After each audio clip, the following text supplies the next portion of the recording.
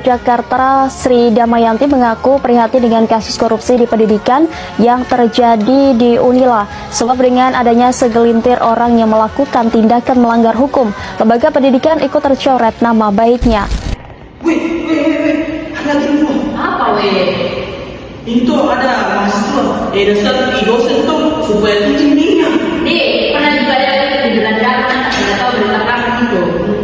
Menurut saya ini jelasnya pelanggaran ketiga. Iya.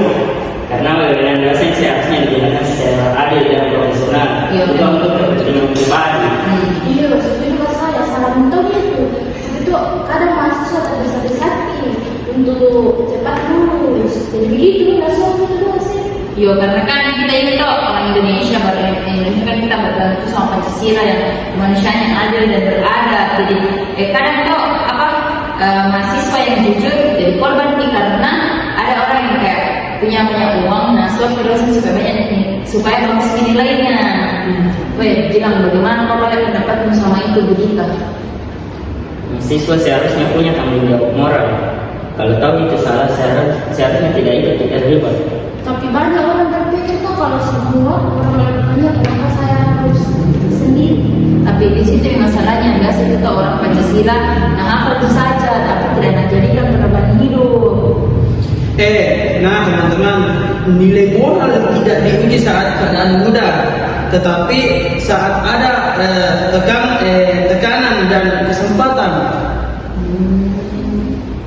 Solusinya bukan hanya memperbaiki sistem, tetapi juga membangun integritas berbagai mahasiswa. Iya, dan kampus itu harus lebih transparan agar tidak ada celah penyalahgunaannya. Dan juga toh itu Pancasila harus hadir sebagai pedoman moral individu dan dasar membangun sistem yang adil untuk kita semua. Betul. Dan juga toh tanpa integritas dan keadilan, nilai-nilai Pancasila hanya akan menjadi teori. Itulah tadi video singkat dari kelompok kami. Selanjutnya, adapun kaitan-kaitan dari nilai Pancasila terhadap studi kasus yang kami ambil yaitu Yang pertama, ada sila pertama, ketuhanan yang Maha Esa. Praktek suap kepada dosen untuk mendapatkan nilai bagus bertentangan dengan sila pertama, karena tindakan tersebut menunjukkan ketidakjujuran dan mengabaikan nilai moral yang diajarkan oleh agama. Semua agama mengajarkan pentingnya kejujuran, tanggung jawab, dan mencari hasil dengan cara yang benar. Ketika mahasiswa memilih menyuap dan dinilai, berarti ia lebih mengutamakan hasil instan daripada usaha yang jujur, sehingga nilai moral dan hati nurani tidak lagi dijadikan pedoman dalam bertindak. selanjutnya sila kedua, kemanusiaan yang adil dan beradab. Suap dalam penilaian akademik melanggar prinsip kemanusiaan yang adil dan beradab. Mengapa? Karena merugikan mahasiswa lain yang berusaha secara jujur. Mahasiswa yang belajar sungguh-sungguh bisa kalah dari mereka yang memiliki uang atau akses tertentu. Hal ini menunjukkan hilangnya sikap adil, menghargai usaha orang lain, dan menciptakan lingkungan pendidikan yang tidak sehat. Adapun sila ketiga yaitu persatuan Indonesia. Praktik suap dapat merusak rasa percaya dan persatuan di lingkungan kampus. Ketika mahasiswa mengetahui adanya jalur belakang untuk mendapatkan nilai, muncul rasa iri, ketidakpuasan, dan hilangnya kepercayaan terhadap dosen maupun sistem akademik. Jika dibiarkan, budaya seperti ini dapat memicukan perpecahan antar mahasiswa dan menumbuhkan sikap saling curiga, sehingga suasana persatuan dan kebersamaan dan dalam dunia pendidikan menjadi terganggu. Di sila keempat, kerakyatan yang dipimpin oleh hikmat kebijaksanaan dalam permusyawaratan perwakilan.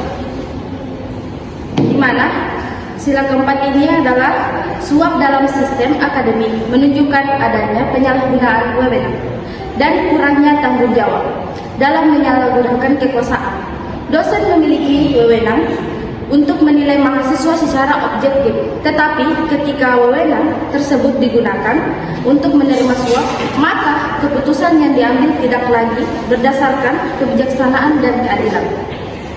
Selain itu, kurangnya transparansi dan pengawasan membuat praktik seperti mudahnya terjadi dan bertentangan dengan nilai demokratis yang menjunjung akuntabilitas. Yang kelima, keadilan sosial bagi seluruh rakyat Indonesia.